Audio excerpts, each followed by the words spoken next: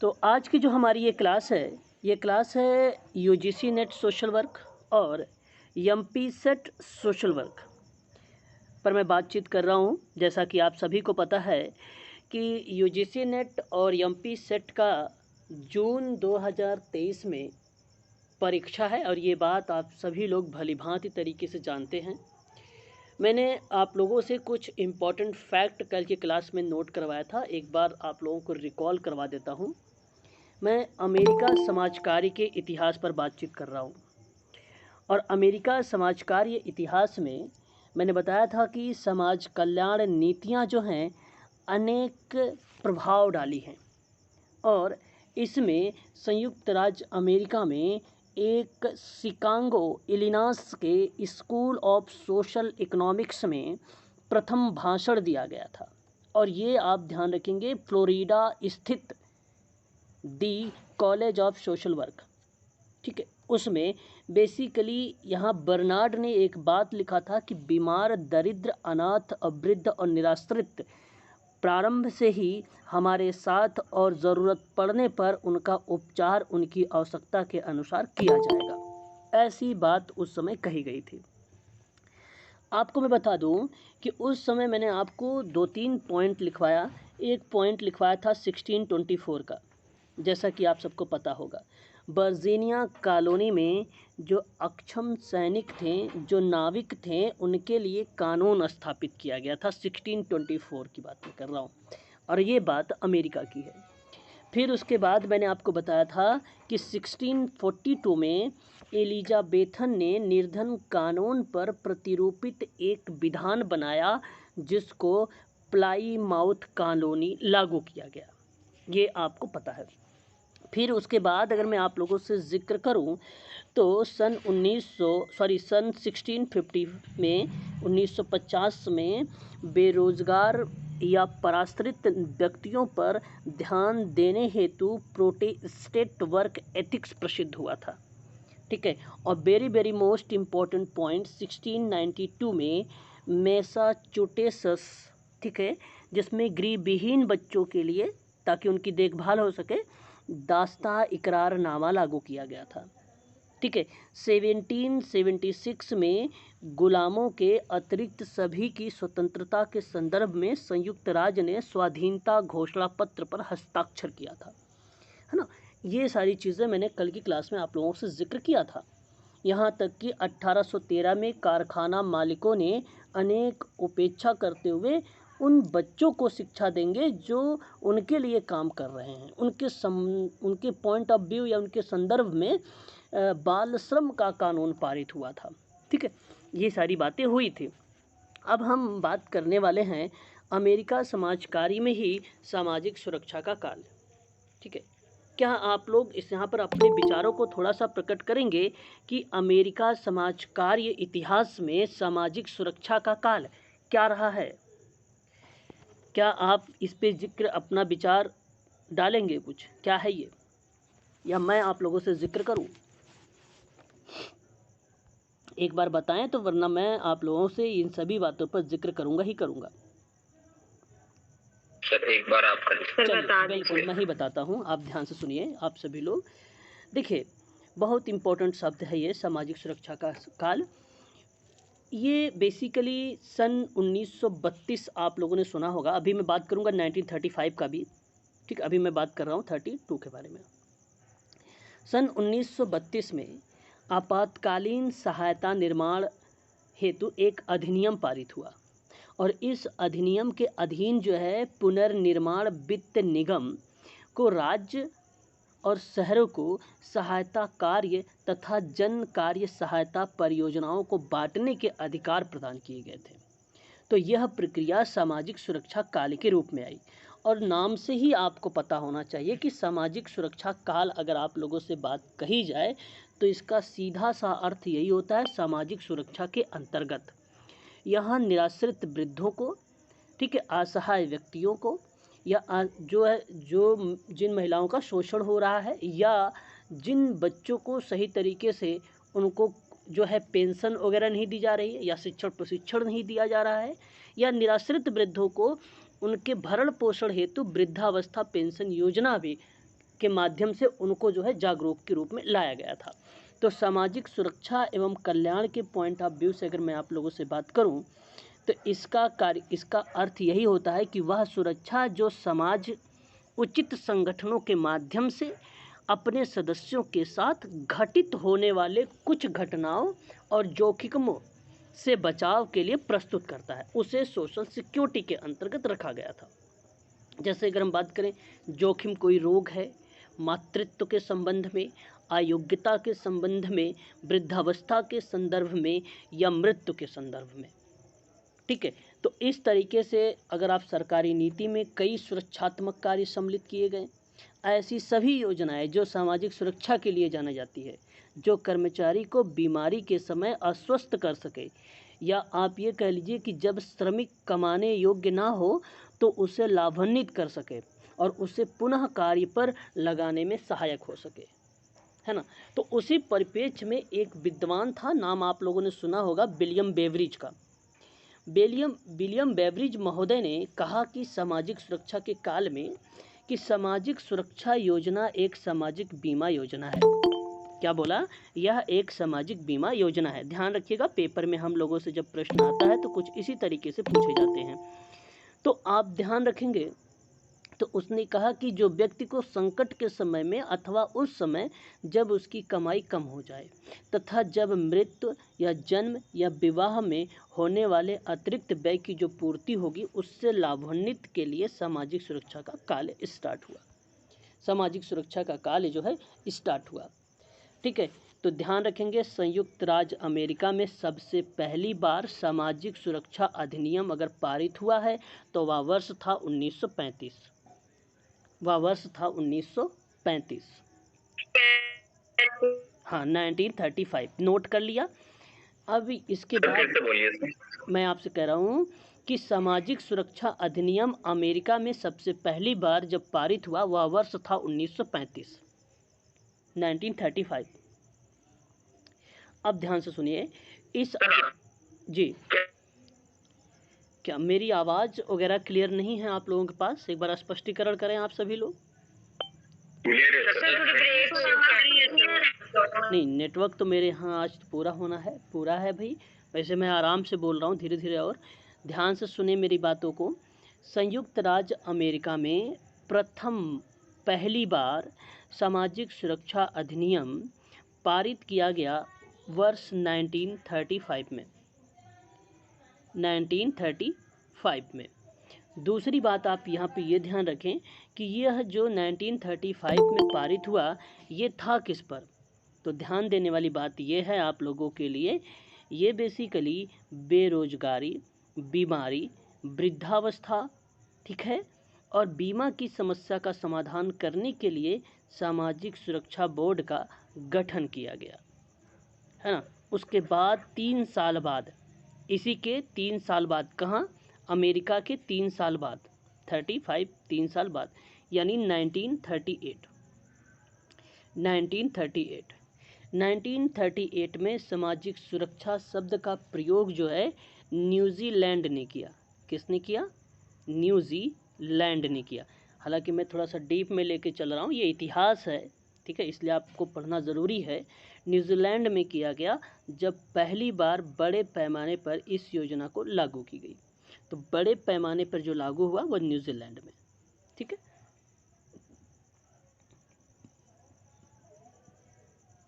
इतनी बात स्पष्ट हुई तो फिर मैं आगे बढ़ता हूँ। देखिए यहाँ पे लिखा हुआ है कि अमेरिका संविधान में एक ऐसे संविधान का निर्माण किया गया जिसमें समाज कल्याण के लिए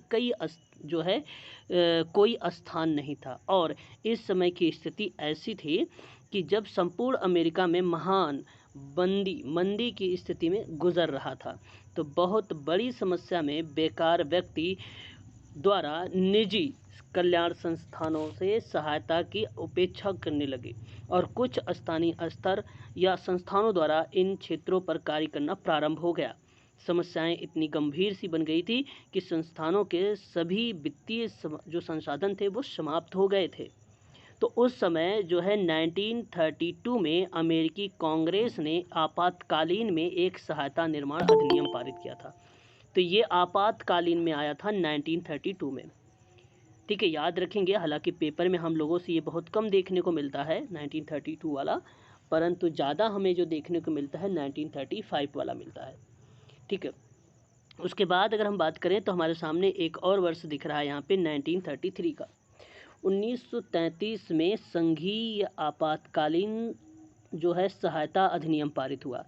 तो ध्यान रखें 3 डेट, एक डेट आपको पता हो गया 1932 का आपातकालीन सहायता निर्माण अधिनियम पारित हुआ, दूसरी डेट 1933 का संघीय आपातकाल सहायता अधिनियम पारित हुआ, और तीसरी डेट आपको पता हो गया 1935 औपचारिक रूप से सामाजिक सुरक्षा शब्द का उद्भव हुआ, और जबकि पहली बार संयुक्त राज्य अमेरिका में सामाजिक सुरक्षा अधिनियम पारित किया गया, और यह वर्ष 1935 का था। और ये बात है किससे? सामाजिक सुरक्षा के संबंध में, सामाजिक सुरक्षा के संबंध में।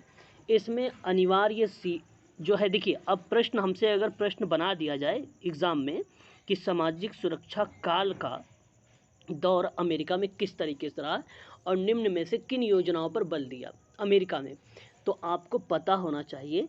ध्यान रखेंगे, एक तो अनिवार्य सामाजिक बीमा था, दूसरा ऐच्छिक सामाजिक बीमा का प्रारूप था, तीसरा जो था सरकारी कर्मचारियों के लिए बोनस, जिसको आप प्रोविडेंट फंड का भी नाम लेते हैं, भविष्य निधि अधिनियम का भी नाम लेते हैं, वो थी, और एक पारिवारिक भत्ता था, एक सामाजिक सहायता था, और एक जन सहायता सेवा था। ये कुल टोटल 6 बातें थी सामाजिक सुरक्षा के क्षेत्र में।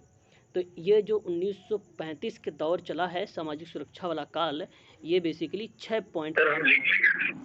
जी सर, लिखना है आपको क्या?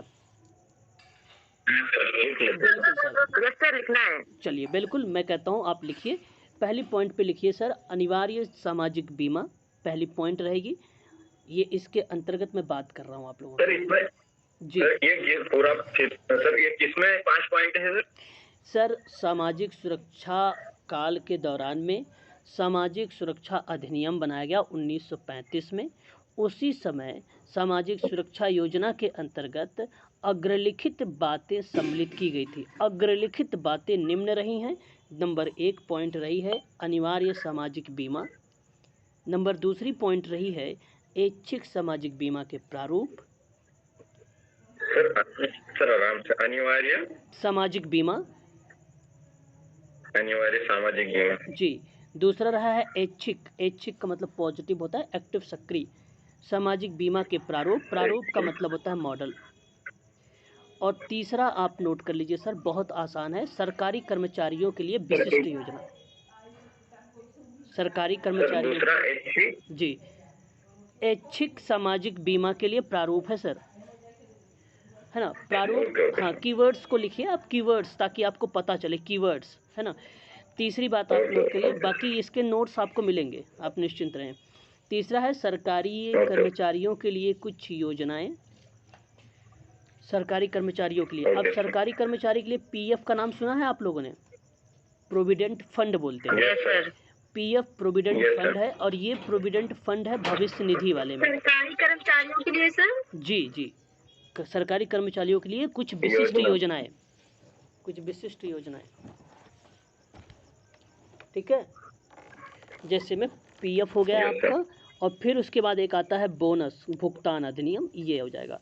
और फिर उसके बाद आप लिख लीजिए चौथा पॉइंट डालकर पारिवारिक भत्ता, पारिवारिक भत्ता। पांचवा पॉइंट लिख लीजिए सामाजिक सहायता, और छठा पॉइंट लिख लीजिए जन स्वास्थ्य सेवाएं। बस काफ़ी है, इतना काफ़ी है, कोई दिक्कत आप लोगों को इससे संबंध में आएगी ही नहीं। लेकिन लास्ट का क्या बोले हो सर? पांचवा क्या बोले थे? पांचवा मैंने आपसे बताया है सामाजिक सहायता, सामाजिक सहायता, ठीक है। और छठा था जन स्वास्थ्य सेवाएं। अब ये तो थे हमारे लिए सामाजिक सुरक्षा में अमेरिका की बात। अब आप सोच रहे होंगे कि सर इसी तरीके से तो भारत में भी तो होना चाहिए कुछ संबंधित सुविधाएं भी। मैं बिल्कुल जब इंडिया के बारे में पढ़ाऊंगा इतिहास में, वहाँ पे जिक्र करूंगा, परंतु अगर आपको मैं यहाँ पे बोल देता हूँ, आप इसे देख लीजिए या तो सुन लीजिए मेरी बातों से। भारत में भी सामाजिक सुरक्षा के संबंध में कुछ सुविधाएं चलाई गई और वो बेसिकली अधिनियम के रूप में थी, सामाजिक सुरक्षा के रूप में। तो मैं आपको बताऊं, नंबर 1 पॉइंट था कर्मचारी प्रोविडेंट फंड एक्ट, जो 1952 का था। मैं भारत की बात कर रहा हूँ। एक बार म्यूट होके आप लिखेंगे, समझेंगे तो समझ में आएगा सर, नोट करेंगे तो आप म्यूट रहें। कर्मचारी प्रोविडेंट फंड एक्ट था भारत का 1952 का, और एक था खान अधिनियम, कोयला खान भी कहते हैं उसी को भविष्य निधि भी बोला जाता है। कोयला खान भविष्य निधि का उपबंध है, और जो कोयला खान भविष्य निधि का उपबंध है सामाजिक सुरक्षा के रूप में इंडिया में, वह वर्ष है 1948 का, वह वर्ष है 1948 का। वेरी वेरी मोस्ट इम्पोर्टेंट एक और एक्ट आता है हम लोगों के पेपर में, वो आता है श्रमिक क्षतिपूर्ति संशोधन को लेकर आता है। ध्यान रखेंगे, ये क्षतिपूर्ति संशोधन करके नाम आता है। तो 1923 नहीं, संशोधन वाला 1984 न, श्रमिक क्षतिपूर्ति संशोधन 1984 आता है। और एक सामाजिक सुरक्षा में प्रसूति लाभ आता है, प्रसूति लाभ एक्ट आता है, और वह वर्ष होता है 1961। इंडिया के परिप्रेक्ष्य से थोड़ा सा मैं जिक्र कर रहा हूँ आप लोगों से। उसके बाद एक एक्ट आता है राज्य बीमा संशोधन वाला, तो ध्यान रखें, राज्य बीमा संशोधन एक्ट आता है, और ये जो संशोधन एक्ट आता है वो 1984 आता है, 1984 आता है। ठीक है, वृद्धा पेंशन योजना की बात करता हूँ, वृद्धा पेंशन योजना की बात करता हूँ, तो ये भी आप लोगों को ध्यान रखना है। पता है आप लोगों को वृद्धा पेंशन योजना कब है इंडिया के परिप्रेक्ष्य में अगर बात किया जाए तो? पेंशन योजना की मैंने जिक्र कर दिया। नहीं पता सर। नहीं पता है, कोई बात नहीं, आप लोग इसको ध्यान रखें। बेसिकली अगर मैं आपसे बात करूं, वृद्धा पेंशन समाज कल्याण विभाग के द्वारा बेसिकली सबसे पहले उत्तर प्रदेश में जो है इसकी भूमिका देखने को मिली थी सबसे पहले। तो यह बेसिकली सन 1995 में जो इंदिरा गांधी वृद्धावस्था पेंशन योजना है ना, उसको शामिल किया गया है। हम इसी को इन शॉर्ट में क्या बोलते हैं, IGNOAPS।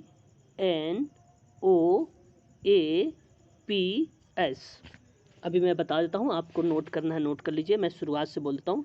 आई से हो जाएगा आपका इंदिरा, जी से आपका हो जाएगा गांधी, एन से आपका हो जाएगा नेशनल, ओ से आपका हो जाएगा ओल्ड, ए से आपका हो जाएगा एज, पी से आपका हो जाएगा पेंशन, एस से हो जाएगा स्कीम। यह शुरुआत जो हुई है सन 1995 में हुआ है। ठीक है, ध्यान रखेंगे, ये भी हम लोगों से पेपर में पूछ लिया जाता है कभी कभी। सर एक बार फिर से रिपीट कर दीजिए। बिल्कुल मैम। आई से आप नोट करिए इंदिरा, जी से आप नोट करिए गांधी, एन से आप नोट करिए नेशनल, ओ से नोट करिए ओल्ड, ए से नोट करेंगे एज, पी से नोट करेंगे पेंशन, एस से नोट करेंगे स्कीम। यह आई 1995 में, बहुत फेमस रहा है ये। ठीक है, क्लियर रहेगा? आप बता दीजिए एक बार। तो उससे क्या आएगा सर? जी सर, क्या कह रहे हैं आप, फिर से बताएं। तो उससे सर क्या रहेगा? सॉरी, समझ नहीं पाया। ओल्ड से तो ओल्ड मतलब वृद्धावस्था होता है ना, ओल्ड मीन्स ओ से ए से एज होता है सर, ओल्ड एज, वृद्धा एज, वृद्धावस्था बोलते हैं इसको। ओके। ठीक है, चलिए सर जी बताइए। खान अधिनियम भी कारखाना अधिनियम है का नहीं, देखो खान अधिनियम बेसिकली अलग है, ठीक है, और जो कारखाना अधिनियम है वो अलग पेंशन योजना का। हाँ, और जो कोयला खान भविष्य निधि अधिनियम है वो अलग है ना, ये अलग अलग है। Okay sir. यहाँ मैंने आपको केवल बताया है कोयला खान भविष्य निधि एवं आप कह लीजिए विविध उपबंध अधिनियम 1948 वाला, ये आप नोट करिए यहाँ पर, है ना, ये आप नोट करिए यहाँ पर, ये आपके लिए इम्पोर्टेंट। खान अधिनियम आपका जब मैं ये सामाजिक सुरक्षा का है ना, इसलिए मैं सामाजिक सुरक्षा में बता रहा हूँ अभी आपको। तो ये इंडिया के बारे में था थोड़ा सा मैंने जो जिक्र किया है। अब मैं आगे एक और पॉइंट लेता हूँ। देखिए, निर्धनता उन्मूलन काल एक था अमेरिका में, नाम से ही पता होगा, निर्धनता उन्मूलन कार्यक्रम। अमेरिका की बात मैं कर रहा हूँ तो आपको बता दूँ, यह निर्धनता उन्मूलन कार्यक्रम अमेरिका में 1961 के बाद प्रारंभ हुआ था। 1961 के बाद, अभी आपको यहाँ पे मिलेगा भी। देखिए, निर्धनता उन्मूलन कार्यक्रम को वर्ष 1961 के बाद प्रारंभ किया गया। इसका उद्देश्य था कि निर्धनता उन्मूलन करना, मतलब गरीबी को हमें क्या करना है, दूर करना है। इसके संबंध में बात की गई थी इसमें, है ना, इसके संबंध में यहाँ पर जिक्र किया गया था, है ना, ये बात है। अब हमारे सामने अगर भारत में पूछा जाता है ना अपने इंडिया को लेकर, तो आप लोग कंफ्यूज मत होइएगा। हमारे लिए भी यहाँ जो दूसरी पंचवर्षीय जो योजना रही है, उस समय ये जिक्र किया गया था। गरीबी उन्मूलन, एक देश में गरीबी उन्मूलन के लिए आर्थिक और मानवीय तरीके से उठाए गए जो कदम थे, वो बेसिकली दूसरे पंचवर्षीय योजना में हमें देखने को मिला था, है ना, दूसरे पंचवर्षीय योजना में मिला था। इसलिए आप लोग इसे भी थोड़ा सा ध्यान रखेंगे अपने देश के परिप्रेक्ष्य में, है ना। और यहाँ पे अगर हम जिक्र करें तो आपने नाम सुना होगा एक NSSO, UGC में कई बार पेपर में आया भी है। इसको हम लोग क्या बोलते हैं, राष्ट्रीय नमूना सर्वेक्षण कार्यालय, है ना। तो अगर मैं आपसे कहूँ तो नेशनल कह सकता हूँ, S से सर्वे बोल सकता हूँ, सॉरी सैंपल, राष्ट्रीय नमूना है तो नेशनल सर्वे, है ना। उसके बाद आपका सैंपल हो जाएगा, फिर उसके बाद आपका सर्वे आएगा, फिर ऑफिस आता है, यानी कार्यालय बोलते हैं ऑफिस का मतलब, ये आपका कार्यालय बनता है। ठीक है, तो ये बात भी आप ध्यान सर एक बार रिपीट, सैंपल पहले आएगा कि सर्वे पहले आएगा? पहले सैंपल आएगा, पहले आपका सैंपल आएगा। राष्ट्रीय नमूना सर्वेक्षण कार्यालय इसका फुल फॉर्म है, ये आप ध्यान रखेंगे। ठीक है, ये आप ध्यान रखेंगे। सर ये कब आया? ये देखिए, ये बेसिकली जब चलाया गया था तो ये एक प्रकार के ना सर्वे वाला डेटा है, और इन्होंने बेसिकली अगर हम बताएं तो 2011 का जो सर्वे हुआ था, उसमें इन्होंने भारत के योजना आयोग के अकॉर्डिंग कि सांख्यिकी और कार्यक्रम क्रियान्वयन मंत्रालय के तहत NSSO द्वारा बताया गया कि उपभोक्ता व्यय सर्वेक्षण के आधार पर देश में गरीबी का स्तर कितना है, उसका अनुमान लगाया गया था, ये है ना। ये इसके अकॉर्डिंग बताया गया था, इसके अकॉर्डिंग। आपने कौन सा विभाग बोला? ये आपका जो है सांख्यिकी, हाँ, सांख्यिकी और कार्यक्रम क्रियान्वयन मंत्रालय, सांख्यिकी और कार्यक्रम क्रियान्वयन मंत्रालय, ठीक है, इनके अकॉर्डिंग, है ना। ये आपको ध्यान रखना होगा। इससे भी कभी कभी हम लोगों से प्रश्न पूछ लेता है। अगर प्रश्न आपसे पूछे कि इसकी इस्टेब्लिश कब की गई है, मतलब NSSO की, तो 1950 में इसकी स्थापना की गई थी। आप इसे भी चाहो तो ध्यान में रख सकते हो कि 1950 में इसकी स्थापना हुई थी। ठीक है, चलिए आगे देखते हैं। फिर कहता है कि अमेरिका में समाज वैज्ञानिकों द्वारा इस ओर ध्यान दिया गया कि और कार्यक्रम को प्रारंभ किया गया, और इस प्रकार संघीय सरकार द्वारा इन कार्यक्रमों को चलाया गया, और इसी के अंतर्गत समय समय पर कानूनों में सुधार भी किए गए। सन 1961 में क्षेत्र विकास अधिनियम और 1962 में जनशक्ति विकास एवं प्रशिक्षण अधिनियम तथा 1964 में आर्थिक अवसर अधिनियम पारित किए गए थे। और ये बात अमेरिका की है, ये बात किसकी है, अमेरिका की है। इस चीज़ को आप लोग ध्यान रखेंगे। ठीक है, आगे देखते हैं, और भी चीज़ों को हम समझने का प्रयास करते हैं। उसके बाद देखिए, अगर हम जिक्र करें आप लोगों से, तो यहाँ पे लिखा हुआ है साफ शब्दों में कि अमेरिकी राहत प्रणालियों की स्थापना अंग्रेजी गरीब कानून या कानूनों और समृद्ध विकास से सहायता मिली। इंग्लैंड की शुरुआती और मध्य 70 शताब्दी में उसी समय उपनिवेशवादियों ने उन्हें अंग्रेजी कानून प्रथा और संस्था और आदेशों के साथ लाया, जो उन्होंने अमेरिका में छींट दिया। मतलब इनका कहने का मतलब ये है कि छींटने का मतलब ये था कि इन्होंने पूरा तरीके से फैला दिया, इन्होंने पूरे तरीके से फैला दिया। इस चीज़ को आप लोगों को थोड़ा सा ध्यान रखना। अब इसमें केवल ये है कि इंग्लैंड की तरह ही अमेरिका का भी समाजकारी रहा है, अमेरिका का भी समाजकारी रहा है। अब हम बात करेंगे थोड़ा सा आप लोगों से चैरिटी ऑर्गेनाइजेशन सोसाइटी के बारे में, है ना। और इसके बारे में आप सभी को भलीभांति तरीके से मालूम होगा कि यह यूएसए में कब आया है, तो इसको आप नोट कर लीजिए। यूएसए की बात मैं कर रहा हूँ, तो 1877 में आया है। कब आया था? 1877 में आया है। और ये बात ध्यान रखेंगे, मैं कर रहा हूँ यूएसए के बारे में।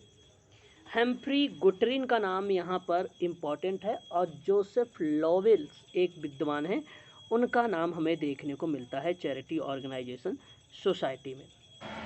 ठीक है, हेम्फ्री गुटरिन का नाम आप नोट कर लीजिएगा, और ये भी हमारे लिए इम्पोर्टेंट रहेगा। ठीक है, अमेरिका की बात। एक और नाम लिए थे, क्या नाम था? Joseph Lewin. लेविन करके आता है, जोसेफ लेविन। जी। हाँ, हेम्फ्री गुटरिन और जोसेफ लेविन का नाम हमें देखने को मिलता है।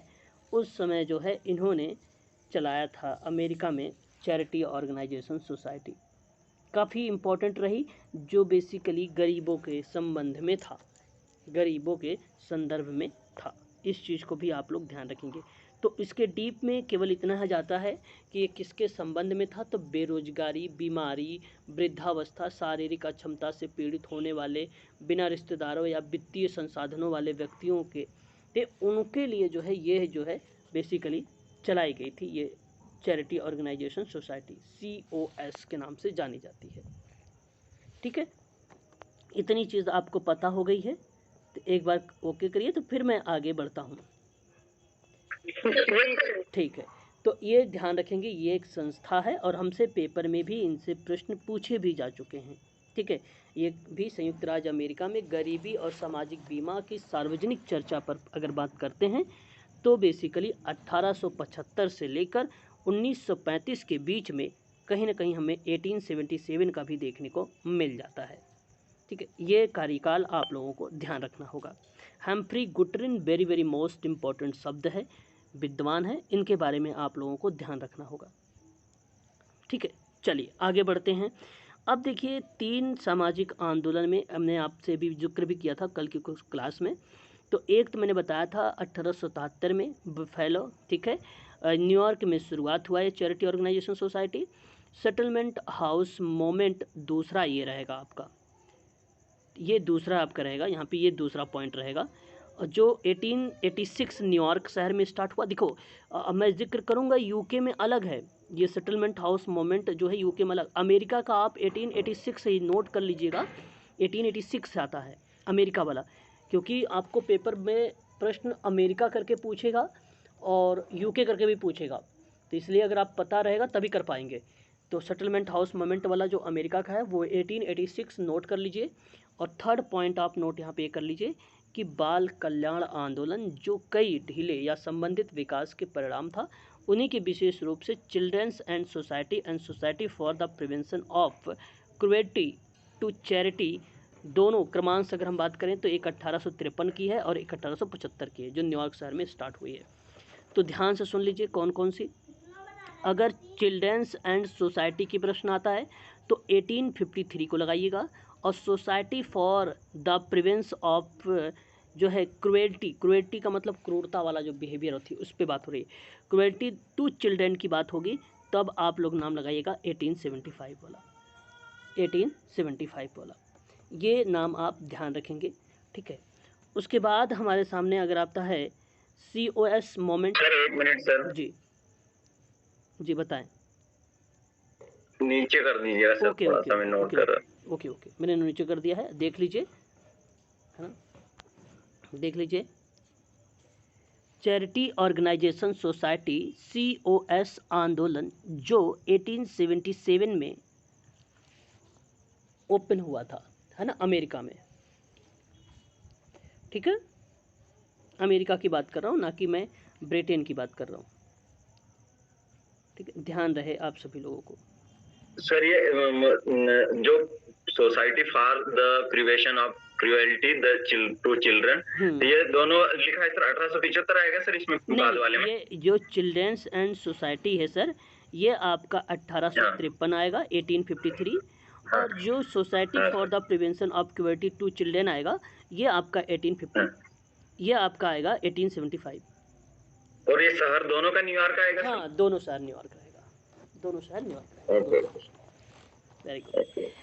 चलिए, इसको आप लोग ध्यान रखेंगे थोड़ा सा, ये भी हम लोगों से कभी कभी प्रश्न में आ जाता है। ठीक है, अब मैं आगे बढ़ता हूँ। ये देखिए सर। जी, बताएं।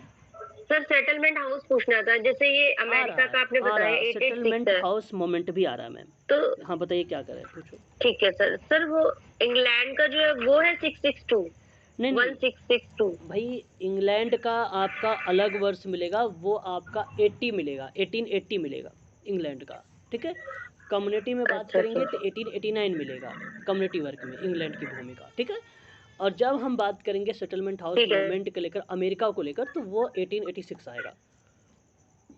ठीक है, अभी मैं ठीक है सर। हाँ इसको आप बता रहा हूँ, अमेरिका वाला, इसको आप ध्यान से। अमेरिका का समाजकारी जो है, केवल फैक्ट में अमेरिका में अभी तक जो प्रश्न पूछे गए हैं अमेरिका वाले से लेकर, तो ध्यान रखेंगे कि चैरिटी ऑर्गेनाइजेशन सोसाइटी से पूछे गए हैं। ठीक है, परंतु यहाँ पे जो मैं फैक्ट आपको दे रहा हूँ, बाय द वे अगर प्रश्न आ जाता है आगामी परीक्षाओं में, तो आप इन फैक्टों से ही प्रश्न पूछा जाएगा, अलग से कोई प्रश्न नहीं आने वाला है ना। जो समाज कार्य के इतिहास में लिखा गया है वही प्रश्न आएगा अमेरिका के। ठीक है, ठीक है, सेटलमेंट हाउस मोमेंट की बात करता हूँ, अभी हम लोग यहाँ पे जिक्र करते हैं। ठीक है, तो ज़रा आप मुझे बताएं, सेटलमेंट हाउस मोमेंट और बाल कल्याण आंदोलन दोनों के बाद समाज कार्य पेशे में विकास के योगदान दिया, लेकिन पेशे का मतलब था व्यवसाय की उत्पत्ति COS आंदोलन में ही अपनाई जा सकी है। अच्छा, बेसिकली मैं आपको बता दूं, ये बेसिकली जो है समझौता आंदोलन एक सुधारवादी सामाजिक आंदोलन था। जब हम बात करते हैं यूनाइटेड किंगडम की, तो हमारे सामने 1880 का दशक देखने को मिलता है। ठीक है, और 1920 के दशक में भी ये चीज़ें हमें देखने को मिलती है, 1880 से लेकर 1920 के दशक के बीच में। और ये केवल दो ही देशों में, एक तो यूनाइटेड किंगडम और दूसरा संयुक्त राज्य अमेरिका में चरम पर पहुंच गया था। तो इसका लक्ष्य केवल यही था, दोनों का कॉमन लक्ष्य था कि समाज में जो समाज के अमीरों और गरीबों को भौतिक निकटता और सामाजिक अंतर संबंध दोनों में एक साथ लाना था। मतलब शहरी इलाकों में सेटलमेंट हाउस की स्थापना थी, जिसमें स्वयंसेवक मध्यवर्गीय सेटलमेंट वर्कर्स रहते थे, है ना, और ज्ञान और संस्कृति को साझा की उम्मीद करते थे। ठीक है, और इसी समय ही बेसिकली जेन एडम्स और एलन स्टार द्वारा स्थापित उस समय एक सबसे प्रसिद्ध आवास माना जाता है, क्या, हल हाउस। क्या माना जाता है? हल हाउस। अब ध्यान रखेंगे हल हाउस के बारे में, एक नया कीवर्ड मिल गया, पॉइंट आपको नोट करते रहिएगा, पॉइंट टू पॉइंट, है ना, नया पॉइंट मिल गया है। हल हाउस किसकी भूमिका आती है? जेम्स एडम्स की और एलन स्टार। जेम्स रिपीट कर दीजिए। देखिए, जेम्स लॉरा, इनका पूरा नाम है लॉरा जेन एडम। इन्होंने इनकी बात करें तो ये अमेरिकी एक समझौता कार्यकर्ता हैं, सुधारक हैं, सामाजिक कार्यकर्ता हैं, समाजशास्त्री भी हैं, ये दार्शनिक भी हैं। अगर हम बात करें, म्यूट हो जाइए, अमेरिका में समाज कार्य और महिलाओं के मताधिकार के इतिहास में एक महत्वपूर्ण नेता के रूप में इनको जाना जाता है। एडम्स ने शिकागो के हल हाउस की सह स्थापना की है, जो अमेरिका के सबसे प्रसिद्ध बस्तियों में से एक मानी जाती है। गरीब बड़े पैमाने पर आप्रवासी परिवारों का व्यापक सामाजिक सेवा प्रदान किया था। कौन? Jane Addams. और अगर पूछा जाए, भारत का नहीं, अगर पूछा जाए कि जो है समाज कार्य के जनक कौन हैं, तो जेम एडम्स का ही नाम आता है। और समाज कार्य की माता किसे कहा जाता है, तो भी जेम एडम्स का ही नाम आता है। और जेम एडम जो है एक महिला है। क्या है ये? महिला है, ध्यान रखेंगे। ठीक है, इस चीज़ को आप सभी लोग, और इनको नोबेल पुरस्कार से नवाजा गया था सन 1931 में। ठीक है, 1931 में, 1931 में। ठीक है, और इनकी मृत्यु हो गई थी 1935 में। ठीक है, बहुत ही सार्वजनिक एक प्रसिद्ध महिला सार्वजनिक हस्ती थी ये, ठीक है। हल हाउस में इनकी बहुत ही मुख्य भूमिका मानी जाती है जेम एडम्स की, ठीक है। क्लियर रहेगा इसके बारे में। और मैंने उसके बाद एक नाम लिया एलन स्टार का। एलन स्टार के बारे में अगर हम बात करें थोड़ा सा, ठीक है, एलन गेट्स स्टार, ये भी एक American social reformer and activist थी। इन्होंने भी शिकागो में हल हाउस की एक अहम भूमिका निभाई थी, परंतु हल हाउस में इन्होंने एक एडल्ट एजुकेशन सेंटर की भूमिका दी थी। किसकी? एडल्ट एजुकेशन सेंटर की भूमिका किसने दिया है हल हाउस में? तो नाम याद रखिएगा, एलन गेट्स स्टार का नाम। और एलन गेट्स स्टार भी एक महिला है, इस चीज़ को भी आप लोगों को ध्यान रखना है, ठीक है। एलन गेट्स स्टार को भी, ठीक है, इनके बारे में भी थोड़ा सा आप लोगों को ध्यान रखना होगा। चलिए, ये तो आप लोगों को था जो मैंने अभी आपसे जिक्र किया है, ठीक है, जो अमेरिका समाज कार्य में था। उसके बाद दूसरे पॉइंट पे बात करें तो संयुक्त राज्य अमेरिका में पहले COS की स्थापना बुफेलो न्यूयॉर्क 1877 में हैम्फ्री गुटरिन के द्वारा हुई, ठीक है। और एक अंग्रेज मौलवी थे जो लंदन के एक धर्मार्थ संगठन से प्रभावित हुए। बुफेलो में COS के समान संगठनों के तीव्र विकास के लिए एक मॉडल के रूप में कार्य किया। 15 वर्षों के भीतर संयुक्त राज्य भर में 92 शहरों में COS कार्यालय बन गए थे या कार्यालय हो गए। अभी कितने कार्यालय हो गए 15 साल के अंदर, ये पेपर में नहीं आता है आप लोगों से। हाँ, ये पूछ लेता कि भाई किसकी भूमिका रही है, ये हैम्फ्री गुटरिन की रही है, इस चीज़ को आप ध्यान रखेंगे खासकर, ठीक है। चलिए, उसके बाद आप देखें तो और भी इसमें दिया गया है कि COS आंदोलन में मानवीय ज़रूरतों की समस्याओं को लेकर एक व्यावसायिक दृष्टिकोण की शुरुआत हुई थी। देखा गया था गरीबों सहायता की बजाय COS ने वैज्ञानिक दान के रवैये ने उन्हें गरीबी और पारिवारिक अव्यवस्थाओं को समझने और ठीक करने में सक्षम बनाया गया था, है ना। तो धर्मार्थ संगठन था, इन चीज़ों को रिलेट किया गया था इसमें, ठीक है। आपने एक नाम सुना होगा फ्रेंडली विजिटर करके, मित्रवत भेंट आपने सुना होगा। देखिए, ये किताबों के बारे में अगर हम जब जिक्र करते हैं तो हमारे सामने नाम आता है मैरी रिचमंड का, है ना, मैरी रिचमंड का। क्लियर, ये बात सही है? यस, बिल्कुल हाँ। सर। तो हमारे सामने दोस्ताना अंगूठा, हाँ, इसको बोलते हैं मैत्रीपूर्ण अंगतुक। अंगतुक का मतलब होता है एक प्रकार से जो है मित्रवत, आप कह लीजिए भेंट। अंगतुक का मतलब होता है भेंट, है ना। तो ये इसी को कहीं कहीं प्रख्यात अंगतुक भी कहा जाता है, कहीं कहीं मैत्रीपूर्ण अंगतुक भी बोला जाता है। अरे मेरी रिचमंड की किताब है सर। हाँ, फ्रेंडली विजिटर सन 1899 में एक किताब आई थी मैरी रिचमंड की, अमंग विजिटर करके, वो था। अब ध्यान रखिए आप सभी लोग एक पॉइंट ये कि ये आया कहाँ से। सबसे पहले तो ये अमेरिका का नाम लगाइएगा, पता चलेगा ब्रिटेन का नाम लगा दें, गलत हो जाएगा। और ये प्रश्न आ भी चुका है, मित्रवत भेंटकर्ता किससे संबंधित है, तो वह अमेरिका से संबंधित है। इस बात को आप खासकर ध्यान रखेंगे, पेपर में आ चुका है ये, है ना। तो ध्यान रखेंगे, इसका सही जवाब जो होता है फिर अमेरिका का होता है। और मैं आपको बताऊं 1899 में जो है मैरी रिचमंड ने अहम भूमिका निभाई थी, ठीक है। और यहाँ अगर हम बात करें तो आप देख सकते हैं कि प्रत्येक मामले को अलग से देखा जाने लगा, पूरी तरह से जांच करने लगी और एक मित्रवत या आप कह लिए दोस्ताना अंगतुक को सौंप दिया गया व्यक्तिगत विशेषताओं में, जिसमें सहानुभूति और चातुर्य या धैर्य या बुद्धिमान सलाह का उपयोग करते हुए मैत्रीपूर्ण अंगतुक के द्वारा तकनीकों के रूप में किया जाने लगा। अब इसका जो यहाँ जब मीनिंग है मैं आपको बता दूँ, सहानुभूत शब्द को बारे में आप भलीभांति तरीके से जानते हैं, ठीक है। और जो आपका चतुर्य शब्द है वह बेसिकली बताता है निपुणता को। क्या बताता है? चतुराई, दक्षता या निपुणता को बताता है। धैर्य आप जानते हैं, बुद्धिमान सलाह का उपयोग करते हुए मैत्रीपूर्ण अंगतुक द्वारा जो है तकनीकी के रूप में ये किया जाने लगा, ठीक है, ये जो किया जाने लगा, ठीक है। इसके बारे में सहानुभूत का अगर कोई परिभाषा आती है तो सिंपल परिभाषा आती है सिंपैथी को लेकर, कि किसी व्यक्ति की ऐसी संवेदना या जो संवेगात्मक प्रतिक्रियाएं जो दूसरे लोगों द्वारा केंद्रित होती है, जिसका रुझान दूसरे की ओर होता है ना, जहाँ करुणा की अनुभूति, हमदर्दी और चिंताएं शामिल होती हैं, उसे ही हम लोग क्या बोलते हैं, सहानुभूत बोलते हैं। ठीक है, उसे हम लोग क्या बोलते हैं, सहानुभूत। साधारण शब्दों में आप लोग कहते हो कि कोई दूसरा हमारे दुखों के प्रति समान अनुभूति प्रकट कर दे, उसी को हम लोग सहानुभूत कहते हैं, है ना, उसी को हम लोग क्या बोलते हैं, सहानुभूत बोलते हैं। ये बात आप लोगों ने ही कल मुझे चर्चा में बताया भी था, सिंपैथी के बारे में। बात करेक्ट है ना, ये बताइए। इस चीज़ को आप लोग खासकर ध्यान रखेंगे, है ना।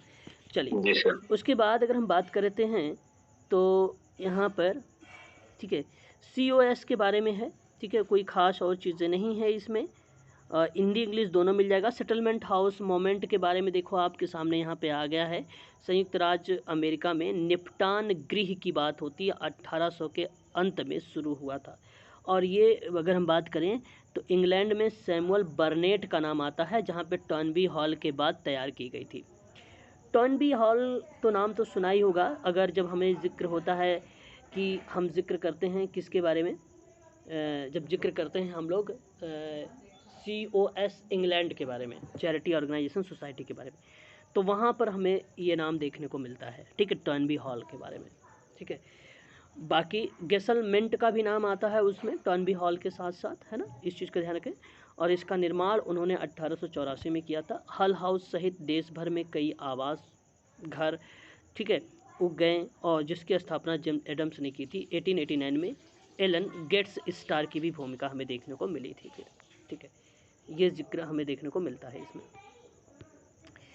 उसके बाद यहाँ पर आप देखिए, अभी मैंने बताया है बाल कल्याण आंदोलन के बारे में, न्यूयॉर्क शहर स्थित में चिल्ड्रन एंड सोसाइटी 1853 का, और जो मैंने अभी बताया था सोसाइटी फॉर द जो है prevention of cruelty to children 1875 में। ये वर्ष भी आप लोग यहाँ पे ध्यान रखेंगे, ठीक है, चाइल्ड के रूप में। बस, तो अमेरिका समाज कार्य का यहाँ पे इतिहास आपका समाप्त हो गया।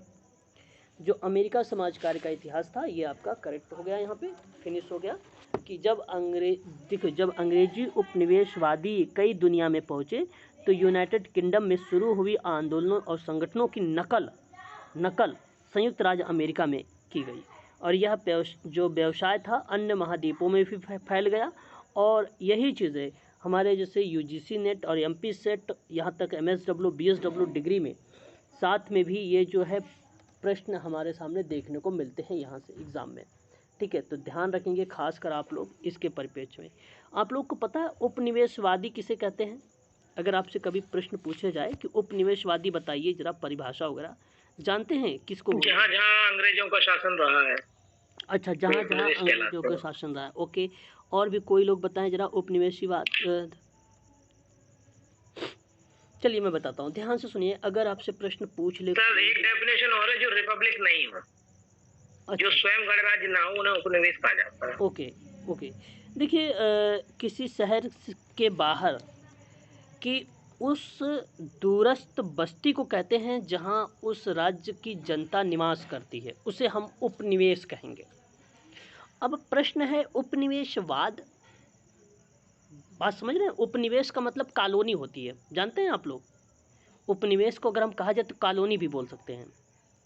अब ऐसे समझो, कॉलोनी बोल सकते हैं। तो किसी राज्य के बाहर मान लीजिए उस दूरस्थ बस्ती को कहेंगे जहां उस राज्य की जनता निवास कर रही हो, तो उसको हम लोग उपनिवेश कहेंगे।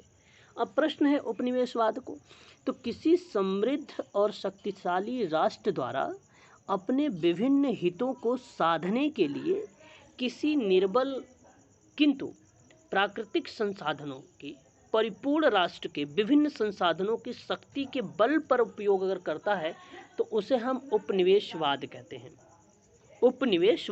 हैं। तो उपनिवेशवाद भौगोलिक क्षेत्र के लोगों द्वारा किसी दूसरे भौगोलिक क्षेत्र में उपनिवेश स्थापित करना और यह मान्यता रखना कि यह एक अच्छा काम है, वही प्रक्रिया उपनिवेशवाद की। और ये शब्द हम देखते हैं 15वीं शताब्दी 20वीं शताब्दी 15वीं शताब्दी के जो कार्यकाल होता उस समय हम लोग देखते थे यूरोप के लोगों के जो विश्व के विभिन्न भागों में जो उपनिवेश शब्द यूज़ होते थे वहाँ पर बेसिकली ये शब्द लाए जाते थे। हमारे सोशल वर्क में भी ये शब्द यूज़ होता है उपनिवेशवाद, तो हम इसको भी बोल सकते हैं, ठीक है। क्लियर? रोमन शब्द है, कोलोनिया से लिया गया है उपनिवेशवाद, है ना, रोमन शब्द है ये, ठीक है, इस चीज़ को आप लोग ध्यान रखेंगे, ठीक है। चलिए, तो ये था। हाँ, अगर कोई बच्चे को कोई दिक्कत है या कोई डाउट हो रहा है अमेरिका समाजकारी इतिहास पर, तो आप जो है मुझसे अभी यहाँ पर डिस्कस कर सकते हैं, पर चर्चा कर सकते हैं अमेरिका समाजकारी इतिहास पर। आप लोगों के मन में कोई भी चीज़ें, मैंने इतने सारे फैक्ट आप लोगों को बताए हैं, इन चीज़ों को आप ध्यान रखेंगे खासकर, ठीक है। अच्छा, चलो मैं एक ऐसे ही आप लोगों से प्रश्न कर लेता हूँ, वन लीनियर टाइप में। देखो, इतिहास में आप लोगों से फैक्ट क्वेश्चंस नहीं पूछे जाएंगे, है ना, आप लोगों से जो है अप्लाइड, वो जो है सॉरी अप्लाइड प्रश्न नहीं पूछे जाएंगे, फैक्ट प्रश्न पूछे जाएंगे। मैं आप लोगों से प्रश्न करता हूँ, आप लोग जवाब दोगे। मैं प्रश्न करूँ कि अगर प्रश्न आएगा तो कैसे आएगा? एक बार मैं प्रश्न करता हूँ, आपको क्लियर हो जाएगा। आप मुझे जरा बताएं, COS अमेरिका में कब स्थापित हुआ? 1877। 1877। Very good. और ये किसने किया? न्यूयॉर्क में। हाँ, किसने किया ये? हम्फ्री गुटिंग। हाँ, हम्फ्री गुटिंग और लोवेस ने, जोसेफ लोवेस ने, ठीक है, जोसेफ लोवेस। हाँ, जोपिस, वो भी लेविन भी कह सकते, लोवे भी कह सकते हो, है ना, नाम दोनों वही आते हैं, लोवे भी आता है, लोविन भी आता है, जोसेफ। चलो, ये क्लियर हो गया। दूसरी बात, आप मुझे बताइए, अमेरिका में सामाजिक सुरक्षा अधिनियम कब आया? 1935 में। बहुत बढ़िया जवाब चल रहा है अभी आप लोगों का। ऐसे ही आप लोगों को एक्टिव रहना है ना। फिर अगर मैं आपसे बात करूं, ध्यान से सुनिए मेरी बात को, एलिजाबेथन के निर्धन कानून पर एक प्लाईमाउथ कॉलोनी लागू हुई थी अमेरिका में। अब बताइए कब लागू हुआ था प्लाईमाउथ कॉलोनी? 1642। हाँ, 1642। वेरी गुड, 1642 में। बहुत बढ़िया, बहुत बढ़िया। आप मुझे जरा बताइए, दास्ता इकरारनामा कब लागू हुआ? दास्ता इकरारनामा इंग्लैंड अमेरिका में 1692 में। वेरी गुड, बहुत बढ़िया, ठीक है, बहुत बढ़िया, बहुत बढ़िया। अच्छा, अगर मैं आपसे ये प्रश्न कर लूँ कि आप मुझे बताएं, नागरिक अधिकार और स्वास्थ्य और महिला के कल्याण के संबंध में एक नेशनल नीग्रो सम्मेलन हुआ था, पता है आपको? एक नेशनल नीग्रो सम्मेलन हुआ था, और ये सम्मेलन हुआ था कहाँ पे? अमेरिका में हुआ था। तो आपको पता होना चाहिए, बताइए जरा, मैंने कल वाली क्लास में शायद जिक्र किया था आप लोगों से। जी sir, 1830। 1830। Very good, very good. 1830, very good, बहुत बढ़िया जवाब, बहुत बढ़िया जवाब, बहुत बढ़िया, शाबाश। ये बात ध्यान रखेंगे आप लोग। अच्छा, आप जरा मुझे बताइए, PWD, अच्छा मैंने जिक्र शायद नहीं किया है, आप लोगों से बता भी देता हूँ। अमेरिका में अगर आपसे प्रश्न पूछ ले कि पर्सन विथ डिसेबिलिटी एक्ट को लेकर, ठीक है, पर्सन विथ डिसेबिलिटी एक्ट को लेकर अमेरिका में कब हुई थी बात, तो नोट कर लीजिएगा, 1990 में था। उसका नाम था the American with disability act. 1990 में क्या नाम था? The American with disability act, disability act. और भारत में कब आया था डिसेबिलिटी एक्ट? 1995 में शायद। 1995। अरे वाह, वेरी गुड, 1995। बहुत बढ़िया। कितने टाइप की डिसेबिलिटी थी उसमें? 7 टाइप की। हाँ, 7 टाइप की, ठीक है। हाँ, तो ये बात आप ध्यान रखेंगे अमेरिका सर इसमें, सर ये अमेरिका वाले में कौन सा सन बताया सर? 1990 सर, 1990। 1990। अच्छा, आपको मैं बता दूं, अपने जो है एक नाम सुना होगा, अब्राहम फ्लेक्सनर का नाम। अब्राहम फ्लेक्सनर का नाम सुना होगा, ये भी अमेरिका ही समाज कार्य के हैं विद्वान। सन 1915 में इनका नाम आता है, अब्राहम फ्लेक्सनर का नाम। और इन्होंने ये घोषित करते हुए बताया है कि समाज कार्य अभी एक व्यवसाय नहीं है, अपना प्रतिवेदन जारी किया था। और अपना प्रतिवेदन जो जारी किया है इन्होंने सन 1915 में जारी किया था, सन 1915 में जारी किया था, है ना। ये फैक्ट है, ये भी आपको ध्यान रखना होगा। सर इसमें क्या हुआ था सर, फिर से बताइएगा।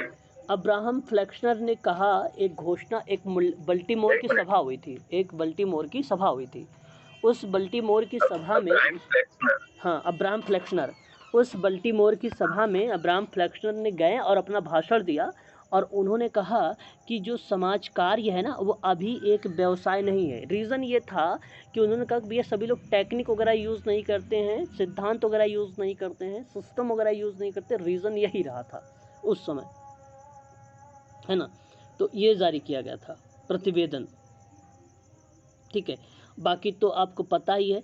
और उसके बाद आपको बता दूं, अमेरिका में ही सन 1960 में, कब, 1960 में, आपने नाम सुना होगा नेशनल एसोसिएशन सोशल वर्क, 1960 में नेशनल एसोसिएशन सोशल वर्क। हालांकि इसकी स्थापना 1955 में हुई है। पता चले आप लोग 1955 को ध्यान में रख रहे हो। नहीं, मैं बात कर रहा हूँ अमेरिका में 1960 की बात इसकी। और ये कहा था कि इसने प्रथम अपनी जो है पहला आधार संहिता, जिसको हम लोग बोलते हैं आचार संहिता, को अंगीकृत किया था अमेरिका ने। और अमेरिका से ही आचार संहिता जो है भारत में आई थी। अमेरिका से ही समाजकारी में आचार संहिता जो है भारत में आई थी। तो अमेरिका में कब आई थी? तो 1960 में आई थी। और किसके थ्रू आई थी? तो नेशनल एसोसिएशन सोशल वर्क के थ्रू आई थी, ठीक है। और भारत में जो आचार संहिता बनाई गई, वो नियम वगैरह वो व्यावसायिक संगठनों के द्वारा बनाई गई। बात समझ में आ रही है सभी को ना? पता चले ऊपर चली जा रही है सबको। जी सर। हाँ, समझिएगा अच्छे से, ठीक है। भारत का क्या बताएंगे? भारत में मैम ये आचार संहिता जो है अमेरिका से लिया गया है, ग्रहण किया गया है,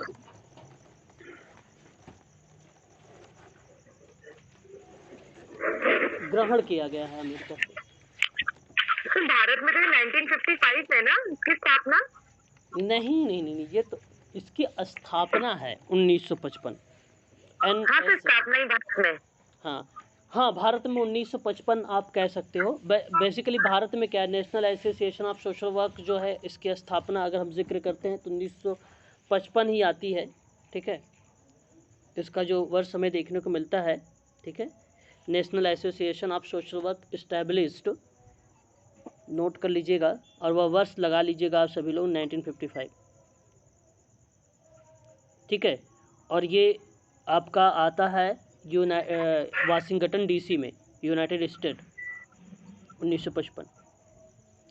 सर हिंदी में बता दीजिए सर। सर राष्ट्रीय सामाजिक कार्यकर्ता का राष्ट्रीय संघ है, सामाजिक कार्यकर्ता का राष्ट्रीय संघ जो है 1955 में वाशिंगटन डीसी में इसका मुख्यालय है और 1955 में इसकी स्थापना हुई थी, इसकी स्थापना हुई थी।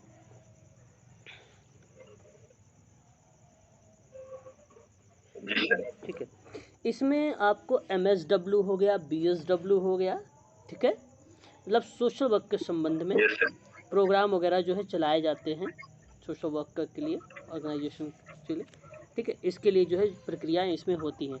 कुल टोटल 1,20,000 इसके मेंबर हैं, है ना, बहुत सारे मेंबर हैं इसके। उद्देश्य इसका यही होता है सर कि अपने सदस्यों को व्यावसायिक विकास और विकास के बढ़ावा देना और उनके व्यावसायिक मानकों को बढ़ावा देने के साथ साथ सामाजिक नीतियों को आगे बढ़ाने में इसकी एक सर्वोच्च भूमिका मानी जाती है, सामाजिक नीतियों को आगे बढ़ाने में, है ना। ये हमारे लिए एक इम्पोर्टेंट शब्द हो जाता है यहाँ पर, ठीक है। राजीव जी समझ में आ रहा है?